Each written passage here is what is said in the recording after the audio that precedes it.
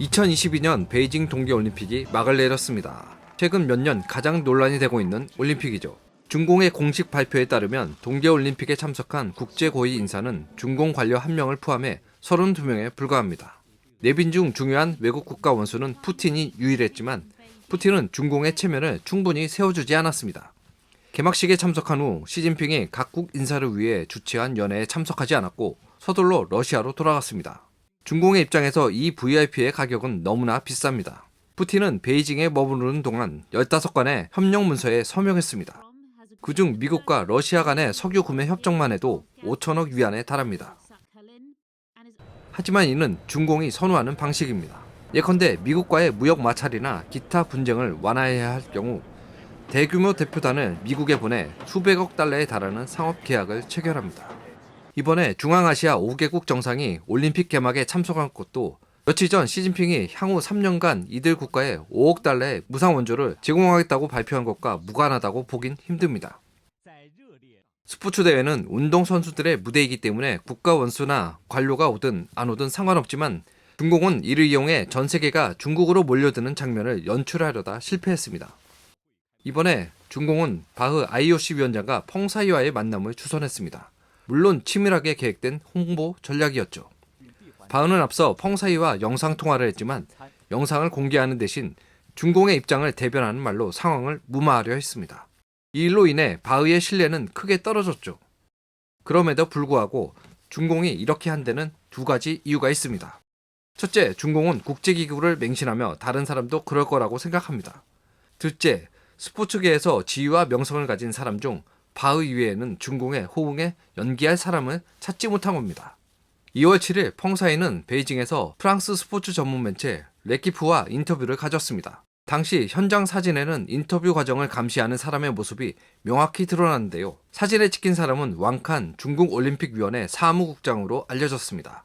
인터뷰 내용에 대해 국제 여성 테니스 협회의 성명은 확고했습니다. 이번 인터뷰는 펑사이가 11월 2일 웨이보에 게시한 내용에 대한 우리의 우려를 어떤 식으로든 불식시키지 못했다. 펑사이는 인터뷰에서 이전 진술을 반복해 자신을 성폭행한 사람을 고발한 적이 없다고 말했습니다. 하지만 기존 웨이보 내용을 부인한 적이 없기 때문에 펑사이가 제시한 내용에 대해 국제적으로 논쟁할 필요는 없습니다. 쟁점은 어떻게 그의 게시물 내용을 해석하느냐입니다. 현재 중국의 관료 생태계에 따르면 이건 성폭행이 아닙니다. 하지만 서양 국가의 대다수 사람들에겐 이건 성폭행입니다. 여기에는 또 다른 문제가 있습니다. 만약 펑사이가 자유롭다면 레키프와의 인터뷰 시 왜 중국올림픽위원회의 승인이 필요했을까요? 중국올림픽위원회 공식 사이트를 보면 그들은 대중적 비영리 단체로서 운동선수와는 어떤 행정적 예속관계도 가지지 않는다고 주장합니다. 그렇다면 어떤 규정에 근거해 운동선수의 인터뷰를 규제한 걸까요? 올림픽 기간 중 펑사이를 이용한 홍보는 완전히 실패했으며 성폭력 사건에 대한 국제적인 시각도 바뀌지 않았습니다. 기본적인 사실을 바꿀 수 없기 때문에 상황은 점점 더 수렁에 빠질 뿐입니다. 위구르족 여성 선수 이라무장을 송화봉송 주자로 내세운 것도 베이징의 홍보 실패입니다. 이는 매우 어리석은 홍보로 기존의 비난을 무마하지 못한 채 오히려 다른 사람들도 중공을 비판할 수 있는 새로운 증거가 되었습니다. 2001년 중공은 베이징 탄어 노동교양서를 국제 언론에 공개했습니다. 노동교양서를 정원처럼 꾸몄습니다.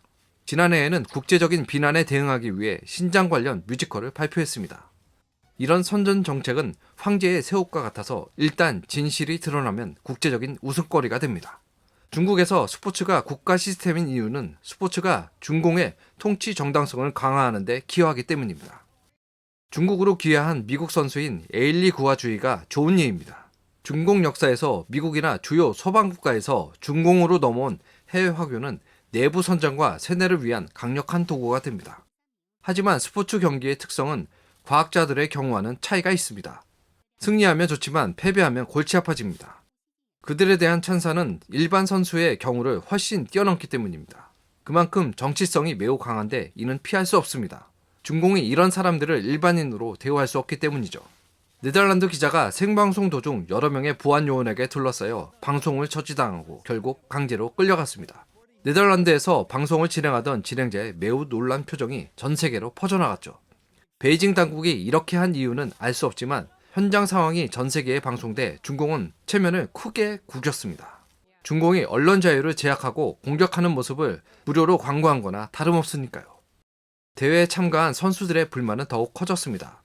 버블에 갇혀 핵산 검사에 격리를 당하고 인공눈이 너무 딱딱해 대회에 적합하지 않다고 불만을 토로했습니다. 최근 몇 년 동안 베이징에는 눈이 많이 내리지 않았고 인권 상황도 아주 나쁩니다. 그런데 국제올림픽위원회는 왜 중공에게 개최권을 넘겨줬을까요?